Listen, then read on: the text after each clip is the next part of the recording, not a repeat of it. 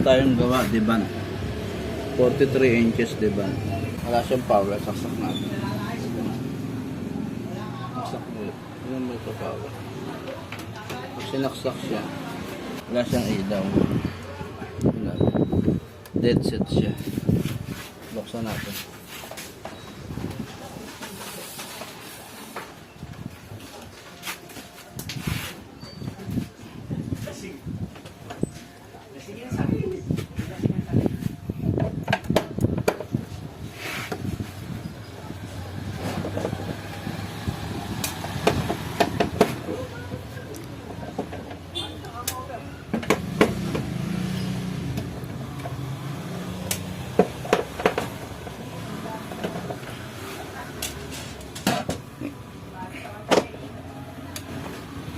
Ano po pagbukas diyan? Ay ganun yun.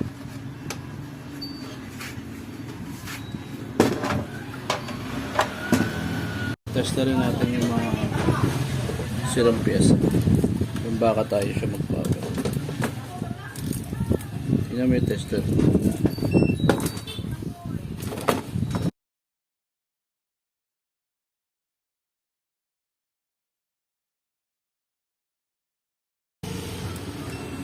Yung tester natin automatic yan. Nagbabaser yan saka nag-ohms. Tapos nagboboltahin na siya. Automatic siya. Smart multi-tester yan. Tester rin natin kung bakit ayaw siya mag-power. Tingnan natin yung cordon. Yung pagtetest ko, umpisahan nyo sa cordon.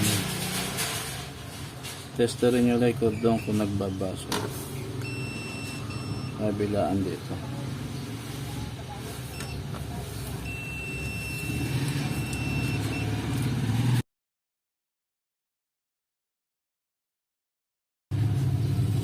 Testerin niya po yung kabila.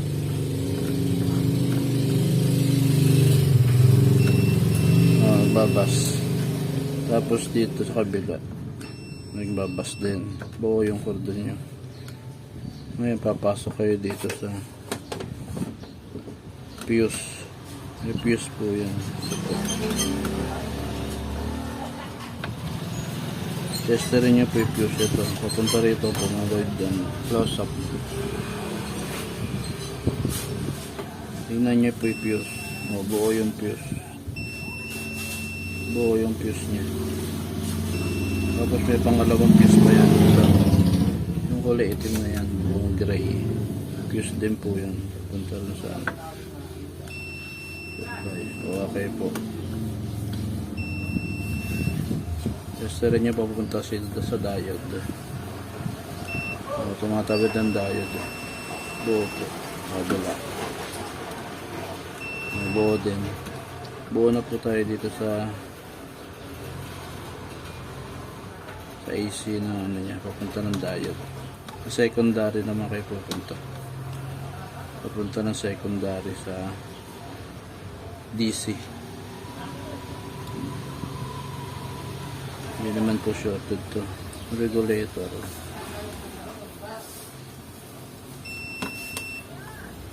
Ayun, shorted yung regulator. Close up mo to, yung regulator. So,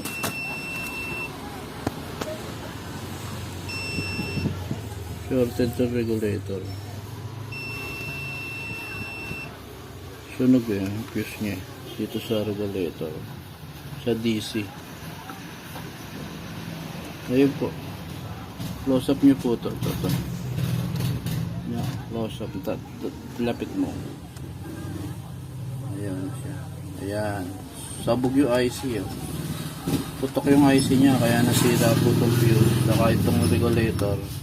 Nag-shorted. Sabog yung IC nya. Ayan. Kita nyo. Puka na siya. Pagsaksak siguro nila. Tumasong kuryente. Sumabog po siguro yan. Kaya po sira na po yung primary niyan. Pinaka-primary yan kung may guhit na yan. Yan yung primary niya. Sira na po yan. Kaya gagawin natin, nagko-convert tayo ng power supply dito sa secondary. Katulad ng ginagawa natin. Maglagay tayo ng power supply. Tapos sa backlight, lagay din tayo ng power supply para umandar siya. Tignan natin kung gagana yung TV. Gawa tayong power supply. Nakasupply ng backlight.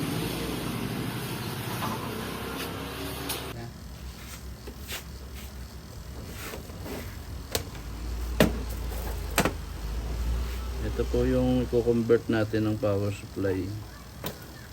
Tuturo ko po paano pag-convert ng power supply. Maglagay tayong power supply dito na bukod 12 volts saka power supply ng backlight. Tulad ng yung ginagawa natin. Kasi sabog na po yung IC nya, sumabog, pumutok. At ito regulator shorted. Tinester po natin kanina. Dito may sunog siya. May sunog siya dito sa may parting backlight nya. Kaya hindi na po natin siya pwedeng paandarin ng 4 wires to. Maglalagay tayo ng 4 wires. May sunog na siya rito sa power backlight nya ng power supply. Hindi na rin gagana. Kaya magko-convert tayo ng power supply. Ito po, nakakuha po tayo. Power supply 3 amperes. Medyo mataba na po ito. Lagay po natin dyan. Magwa-wiring po tayo. Saka backlight supply. Backlight power supply. Kasi yung voltahe nya is sukatin natin yung voltahe. Wait lang.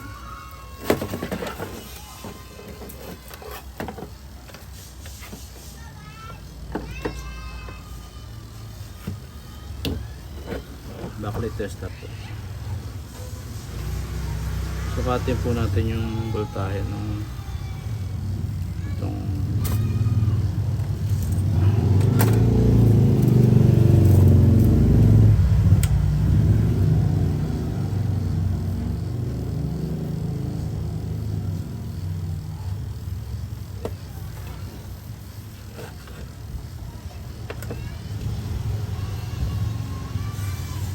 sok nyo lang po yung ano, positive, negative pong isa. Yan po, 55 volts po siya.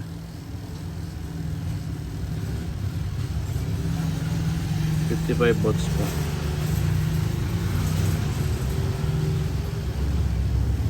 Yung gagamitin natin na backlight is 30 to 80 volts DC. 30 to 80 volts, 8 to 25 volts. Kaya niya na po yan. Conforme kasi sa voltahe yung nilalagay na supply.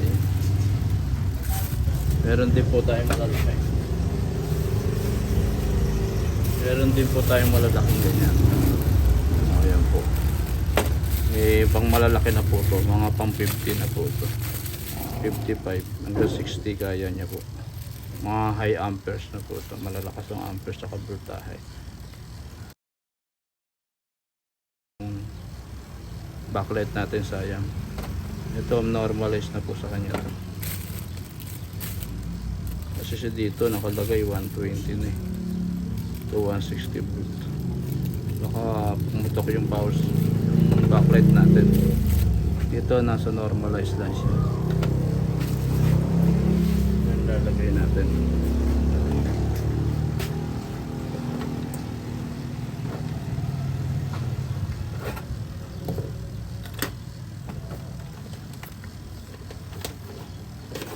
Simulan na po natin gawin.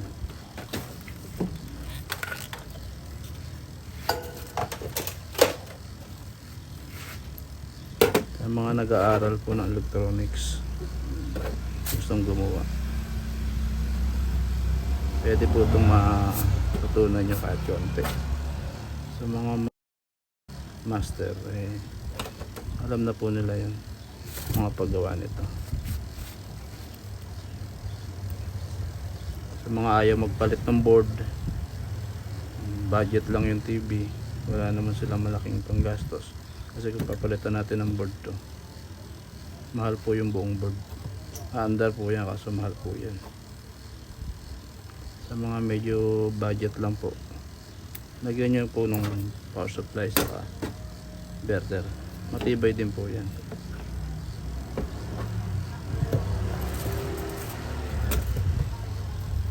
Marami naman tayo na convert ng ganyan. Matagal na po tayong gumagawa ng mga LED. Mula po na nagkaroon na po na LCD, LED. Marami na po tayo na convert. 2015 pa po, 2014. Nagawa na po tayo ng mga LCD, LED. Hanggang sa ngayon po.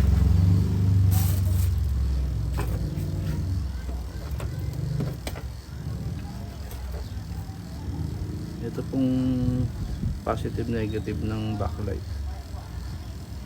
Sundan nyo lang po yung output nito. Volt negative, volt positive. Sa mga nag-aaral po, para hindi po kayo magkamali.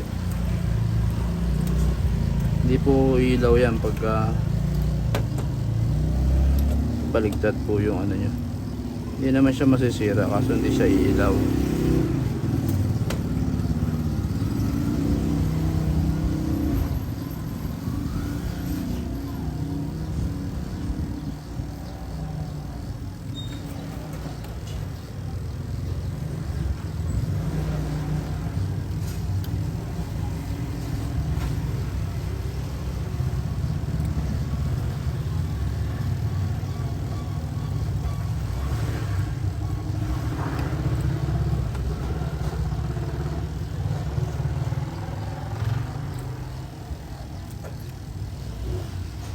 Yung paa ng capacitor na to sa output 12 volt ng ano ng backlight, doon nyo po sundan yung positive negative. Negative yung may guhit, positive yung wala.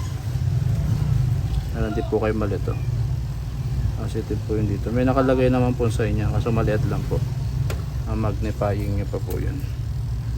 Nakikita po yun sa magnifying kasi lumalaki po kasi yun.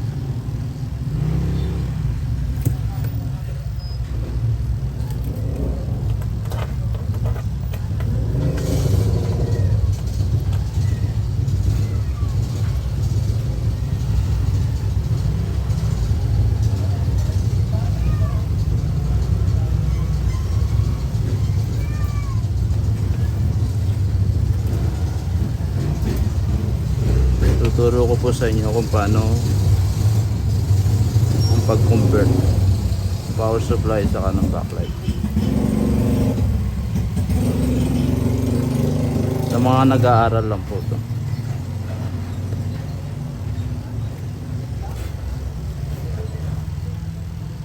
Tulong ko na rin po sa inyo.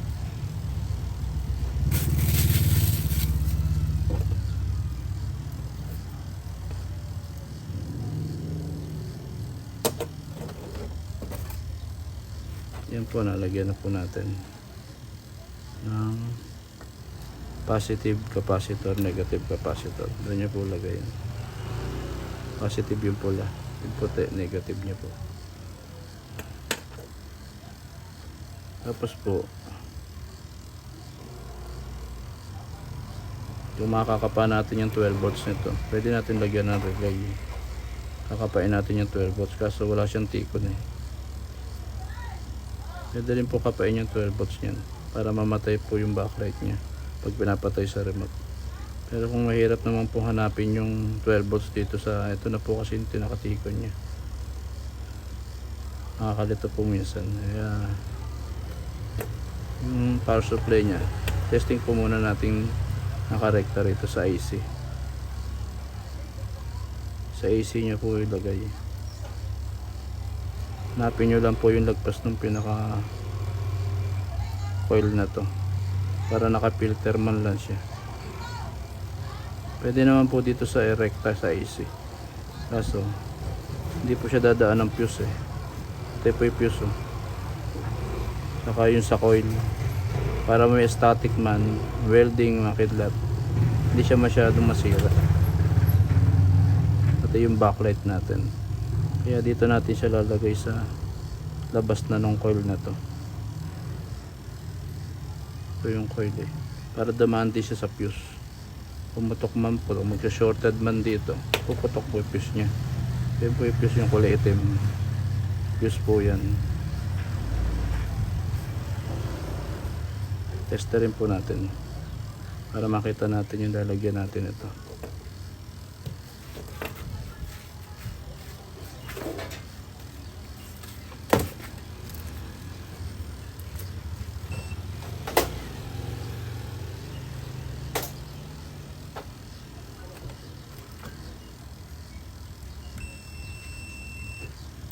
Hanapin nyo lang po yung nagbabas. Yun na po yung karoktong yan. Ito fuse po ito eh. Nagbabas po yan. Papasok po dito yan sa coil.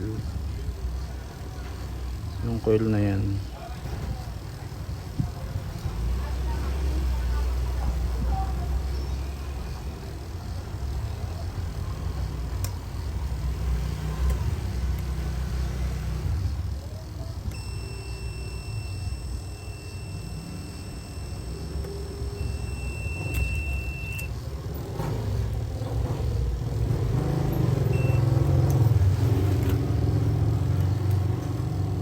Ito po yung automatic tester natin. Pwede po siya mag-ohms, pwede mag-buzzer, pwede mag-voltahe po yan. Hindi na po natin siselect yan ng kung anong select po. Nag-automatic na po siya. Kahit isaksak natin sa AC yan, pwede. Try po natin. Saksak sa AC. Ayan po siya. 220 volts. 230 volts. Tapos kahit isaksak nyo po sa DC yan, automatic na po siya. Sa buzzer pwede rin sa ohms resistor. Automatic po yan.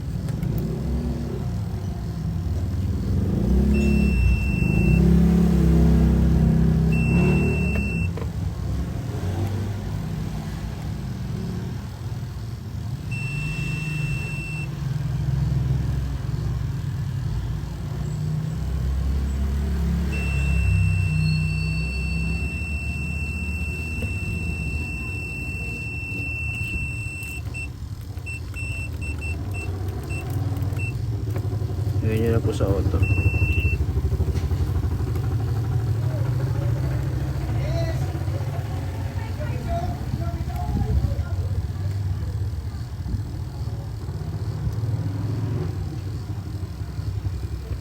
Hanapin nyo lang po yung continuity nito. Kasi medyo mahirap na natakban siya. Natakban kasi ng capacitor sa kanong coil na to yung diode eh. Yung diode po niya nung ano yun, lalagyan nyo ng yan po yung diode sa loob yun. Medyo ano yung diode niya nakatago.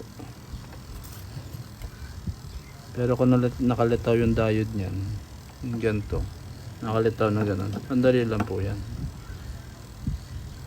Yun po yung diode sa loob. 4 pong diode yan, pinagsama-sama rin sa loob. Yun. Kaya hindi siya masyado makita. 4 po yan. Yan. Mga diode po iba yan. Saka coil. Yan po. Ito to. Diode na po yan. Naka-bridge po yan. Pinaganon-ganon na lang yan. Kaya hanapin natin kung saan yung kukonect to.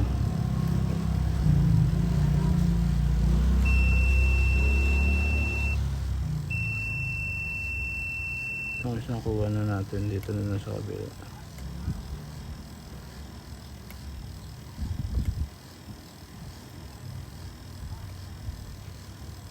Kasi bago dumating ng capacitor yan eh. Yung capacitor na yan bago siya magpunta sa filter, bago mag secondary, mag ano yan, ng AC, mag DC yan. Yung AC na papasok doon, yun ang kukunin natin. Yung isa eh. Kuha na natin eh. Nakapuse na po yan dyan. Itong isang hanapin natin. Kasi double Double print po kasi ang ginamit niya. Meron sa ibabaw eh.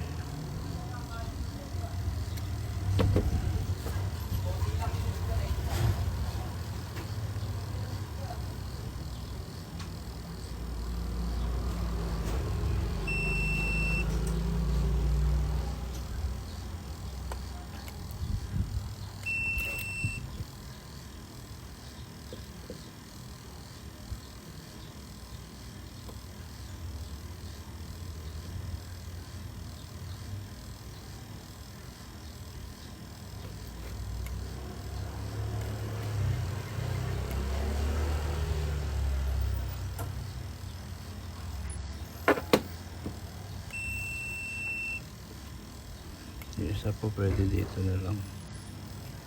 Tapos yung isa dito sa labas ng coil eh.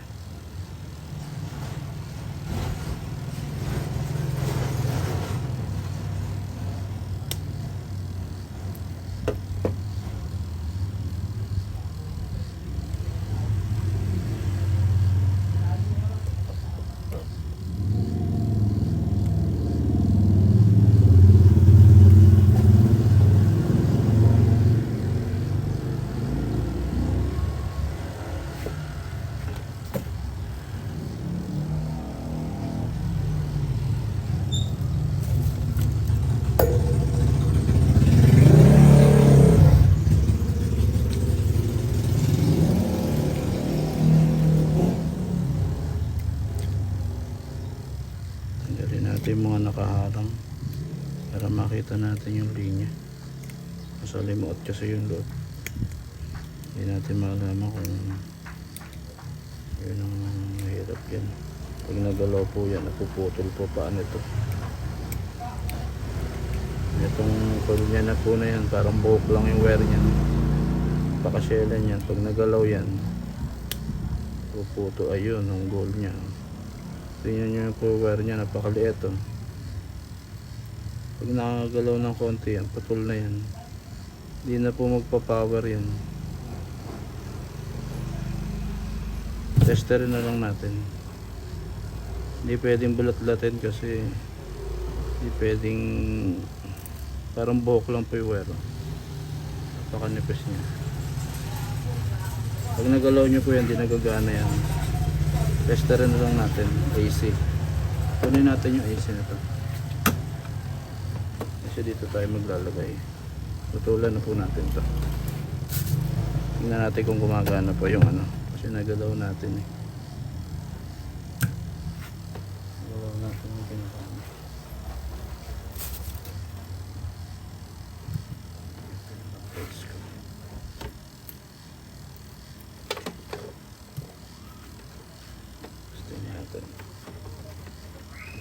Natin yung price ko.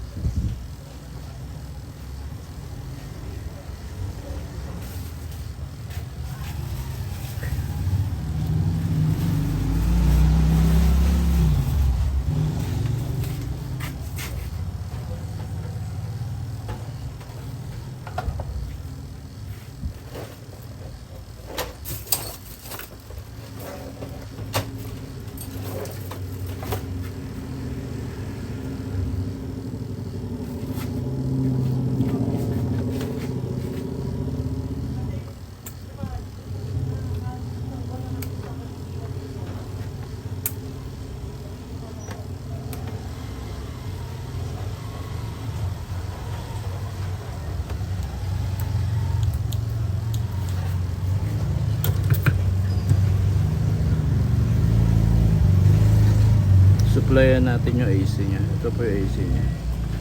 So 20 volts.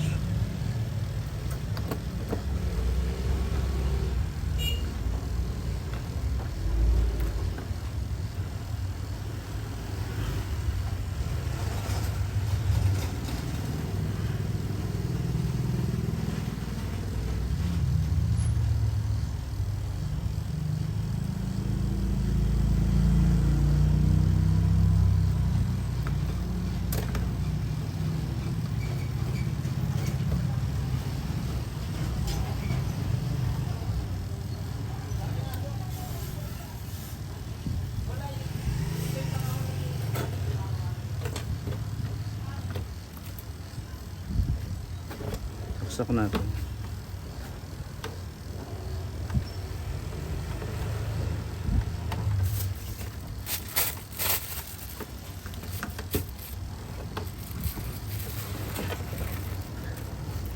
Tingnan natin kung ano voltahe. Saksak natin.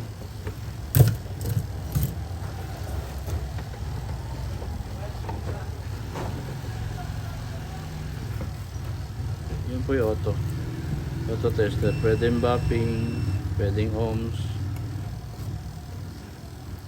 pwedeng AC, pwedeng DC. Hindi na po magsaselect. Testing po natin sa AC.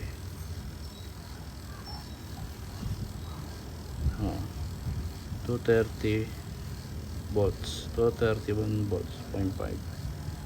Sa DC, tignan natin ang capacitor. Yun yung capacitor niya. Malaki na yun. Dito DC. Yan.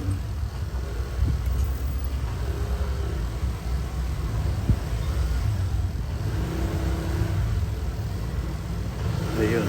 Naputol na po. Naputol na po yung linya. Naputol na po yung linya kasi ginalaw natin dito. Yung sinasabi kong gabok lang. Pag naputulan tayo, wala na.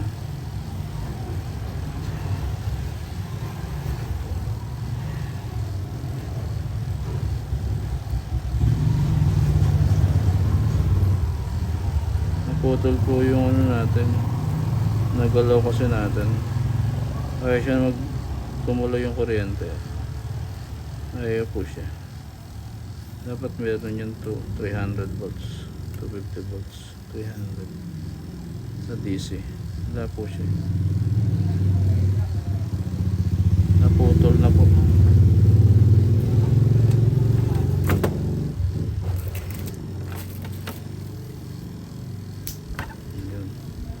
Yun po, nag-spark siya. Sira na po yan siguro. Palitan na lang natin. Hindi tayo malito. Para makita nyo kung saan nilalagay. Ha? Palitan natin ito.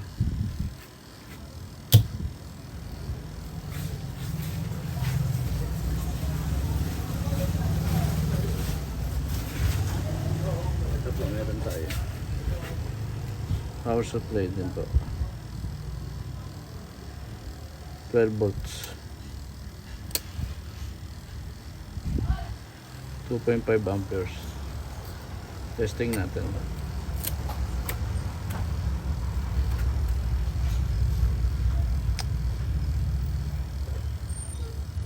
Yan po kasi yan ng ano, paggawa ng electronics. Kung nagkamali po kayo, sira agad.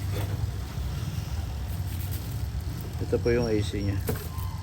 Dito ay 12 volts nya. Yan may nakalagay ng positive, negative. Dito sa labas. Itong capacitor po na to yung susundin nyo rin. Pwede na rin po yan.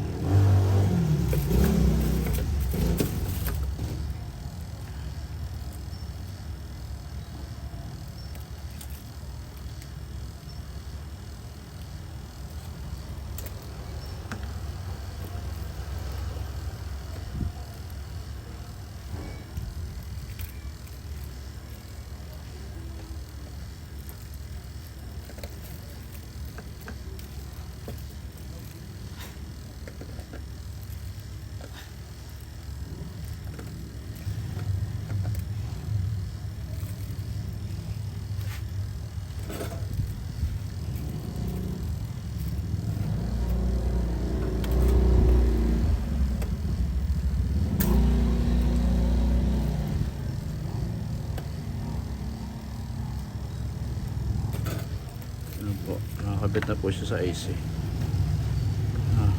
Testerin natin, taksak natin.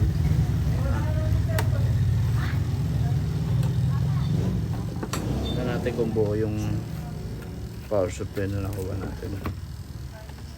Naka auto po siya. Tignan natin yung AC. Meron pa rin po 231.5 AC. Tingnan nyo po yung capacitor. Doon yung po tingnan yung DC. Ito po yung DC nya. Ayun oh. Nag 300 na siya. Kanina sa kabila wala eh. Diba? Nakikita nyo po. Ayan o. Nag 311 siya. Ibig sabihin buo na yung primary nya. Secondary nya. Tingnan natin yung 12 volts.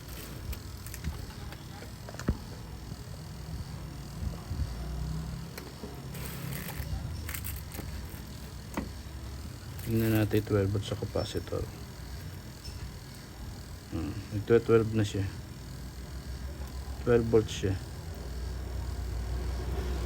12 volt po siya. Buo itong power supply natin na to. Ito yung kakabit natin. Na. Meron siyang AC 231. Tapos DC na capacitor 300 volts. 312. Tapos may output siya sa secondary ng 12 volts. 12 volts. At baligtad po yan. Negative 12 po yan. Okay po yung pagkaano natin. Kabili natin ng tester. Hindi na po tayo nahihirapan mag-select kung ano yung siselect natin. Naka-auto na po siya. Kabit po natin itong inverter power supply dito. Okay na po yung power supply nya. Lagay natin siya rito. Pwede natin siya ilagay dito kung kasya naman. Lagyan na lang natin siya ng plastic yung lagay natin dito.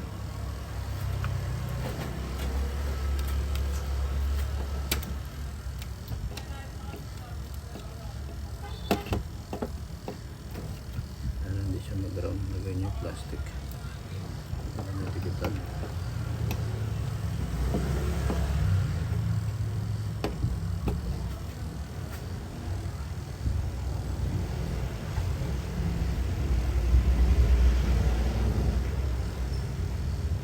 Nilagay natin dyan, pero pakita ko muna sa inyo yung pagkabit nya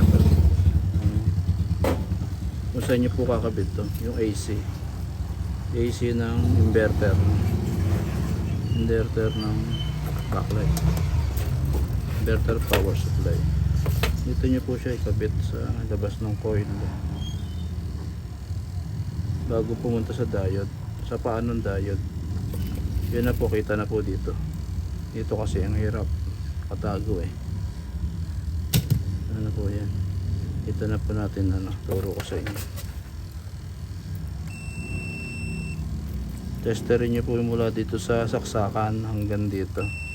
Yun, nagbas po siya, doon po yan. Tapos yung sa kabila doon nagbas dito po sa dalaman na yun. Diode na po yan. Paglabas yan secondary DC na po yan. DC na po yan, DC po siya. Ito para secondary. DC po siya. Pero dito AC. Kung tawagin sa kuryente AC volt. Sa mga nag-aaral lang po. Tinuturo ko lang po. Sa mga marunong ipang grade 1 lang po to. Baka pang kinder lang po to. Yan po.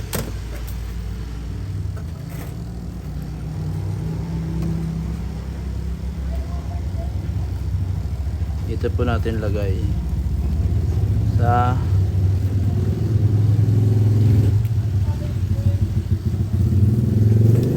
AC na dumaan sa chopper, sa coil, para hindi nabibigla yung kuryente. Kasi nakatry na po kami dati, nirekta namin dito sa AC. Puputok po palagi itong inverter. Siguro nag-i-static, nababakjabang kami. Dito po medyo wala naman masyadong nabakjabang kami.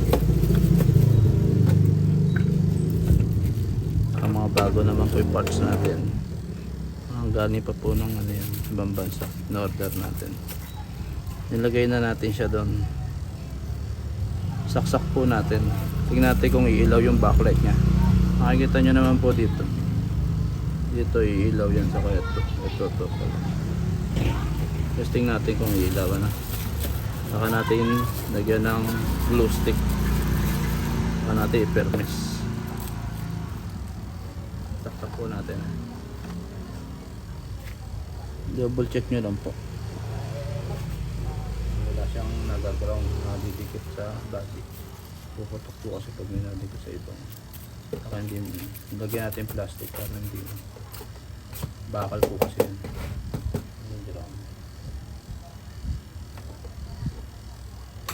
Ayun na po. Oh, umilaw po. Baba. Umilaw siya. Ayun. Ayun, umilaw. Hugutin ko. Oh, ayan. Namatay. Sasaksak ko po. Oh, umilaw na po. Backlight niya. Sukatin natin yung voltahe.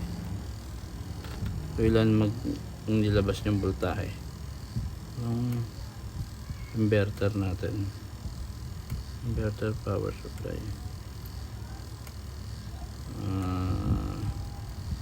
Naglabas siya ng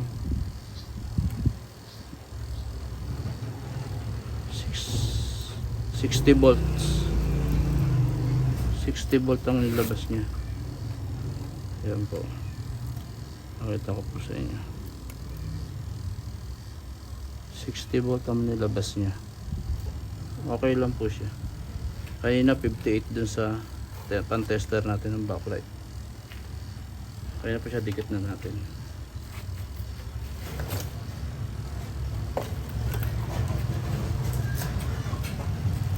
Dikit natin siya.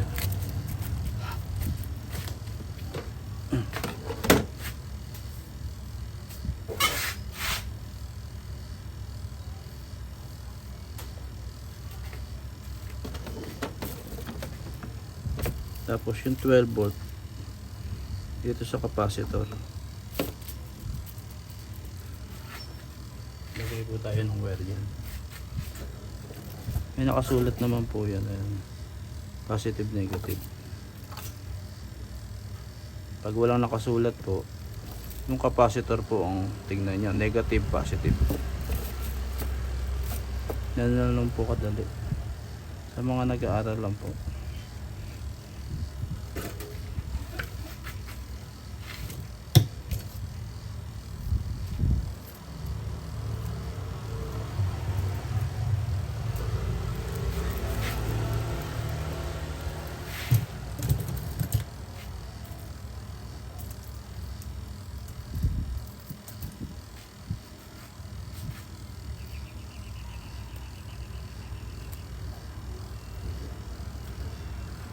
Tayo ng wire supply dito papunta dito sa CPU natin sa 12 volts nito. 12 volts input, 12 volts input ng papunta system. Padaan pa po ng regulator yan, MOSFET. Pinifilter pa po yan, may 5 volts, may 3.3, may 1.8.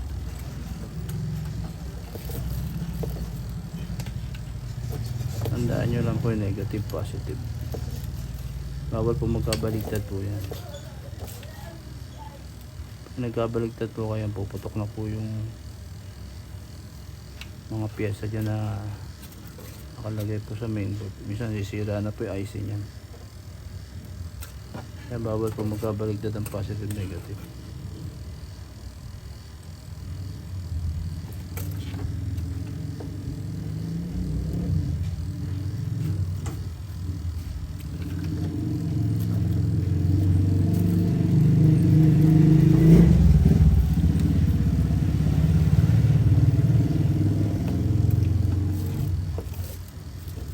Ito naman po sa board.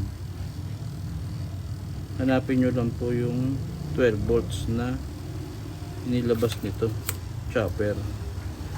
Kasi dalawa yung nilabas niya, minsan tatlo pa yung nilalabas niya, minsan marami nilalabas niya. Tingnan nyo lang po, kasi dito paramihang backlight na to, supply na to itong mga single diode na to. isang diode. Ito po, ito parang transistor siya, pero diode po yan, parang MOSFET ang style niya, pero diode po kadalasan niya. Dito po kadalasan ng 12 volts nilalagay. Sa karamihan ko na po nagawa, yan po kami naglalagay ng 12 volts. Hanapin nyo lang po yung ganyan. Pero pag wala pong ganito, nandito po yung 12 volts niyan, meron pong nakalagay dyan. Tracing nyo na lang po, tingnan nyo mabuti. Ito po yung positive.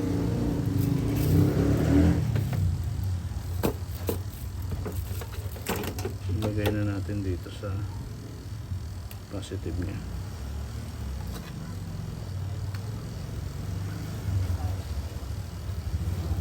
Positive po yan, yung nasa gitna. Tapos ito AC. Naka full weight po siya. Dalawang diode din po yan. Naka ganun siya. AC 12 volt. Naka salubong na diode. Ayan. Dito yung positive niya.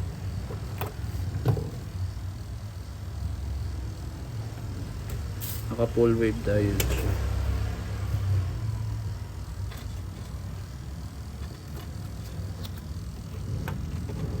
Testing po natin, pero ayusin pa po natin yung wire niyan para makita nyo lang po. Ito sa itong isa, ground po to, yung negative. Automatic na pong ground yan. Kahit saan nyo po lagay na ground dito yan, pwede rin dito, pwede rin dito, pwede rin dyan, kung saan malapit yung wire nya. Huwag po dito sa ground ng AC, di ba po yan, sa DC po. Secondary po.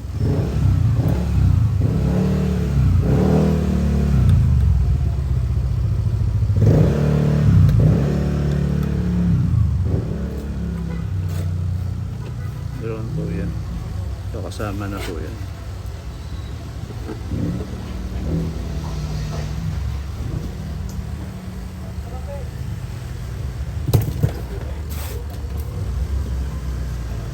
Nagitan po natin ang ano.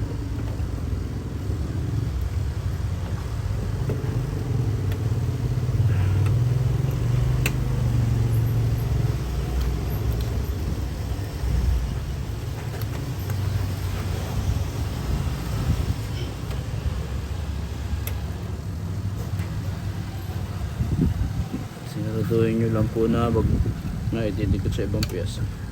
Sabog po yan.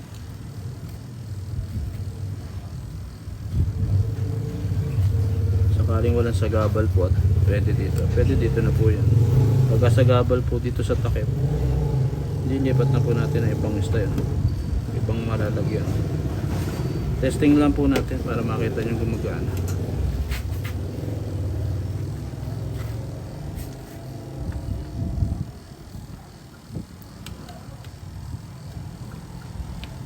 Pakita ko lang po sa inyo paano yung pag-convert po. Simpleng pang-convert lang po ito. Sa mga nag-aaral lang po ito. Sa mga marunong po yan kinder na po sa kanila kaya na nilang gawin yan. Sa mga master natin.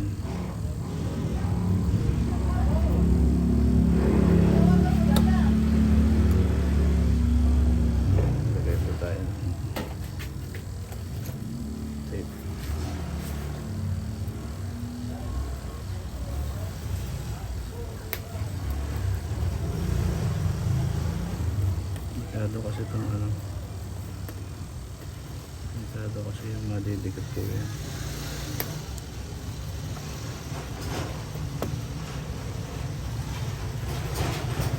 Set na po natin.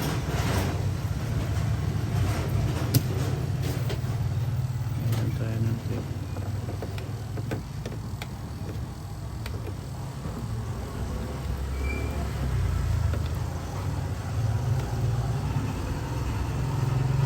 Samantala lang po yan, pwede nating ilipat yan mamaya. Makita ko lang po sa inyo yung pag-andar, kung andar po siya. Kung wala naman problema sa system yan, andar na po yan.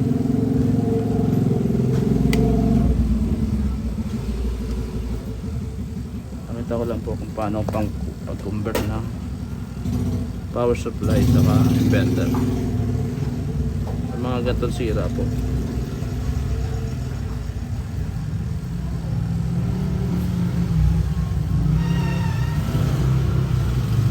Testing natin.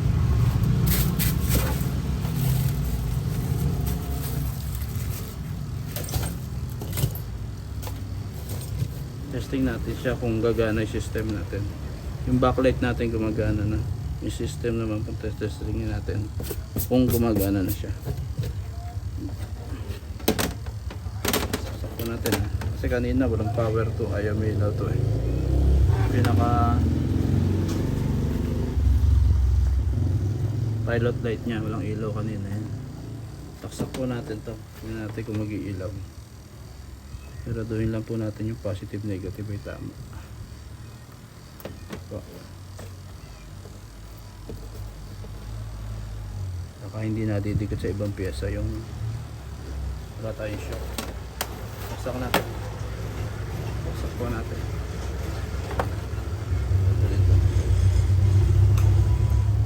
Ayun na po. Milaw. Milaw po siya ng red.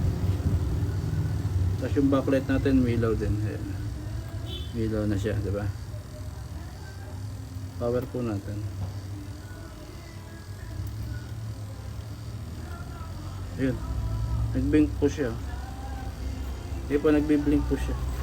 Tingnan natin kung may tao, no?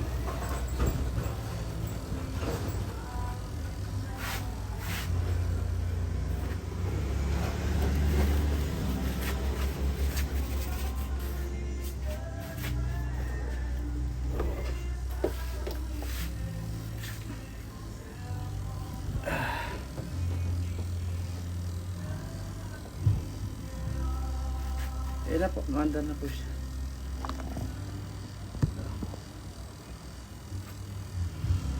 Andar na po siya. Naka-AB po siya. Lagyan natin ng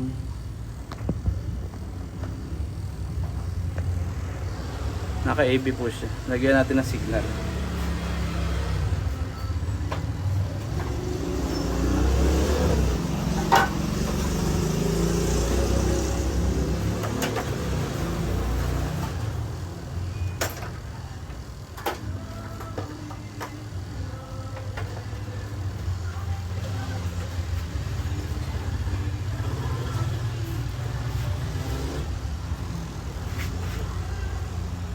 Lagyan natin ng audio video.